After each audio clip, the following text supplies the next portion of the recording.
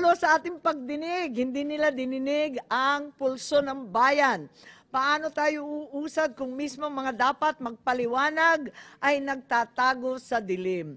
Paano natin mapapanagot ang mga ayaw sumagot? Pero hindi tayo titigil. Sama-sama natin ihahatid ang mga sabpina na hinanda ko na. Kailangan kasi pirmahan ng lahat ito ng ating Senate President Chis Escudero. Kailangan pirmahan ng lahat ito pagkat absent silang lahat ngayon. Upang kanyang pirmahan, patunayan na ang Senado ay malaya at matapang na naninindigan para sa mamayan. Sambayan ng Pilipino ang masusunod.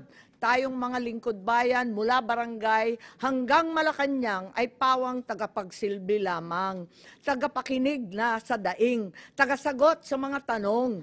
Kung kaya ng isang matanda na may sakit na harapin ang walang respetong pag-aaresto, bakit ang mga duwag na ito ay wala sa ating harapan? Nako, magalit na kayo sa akin, pero hindi ba kaduwagan ang hindi sumagot? Sadyang naging duwag na nga ba ang mga Pilipino? Hindi ako papayag. Hindi rin papayag si Senator Bato. Hindi ako aatras tulad nila. Ipakita ko na ang Senado ay ang huling balwarte ng katapangan ng katotohanan.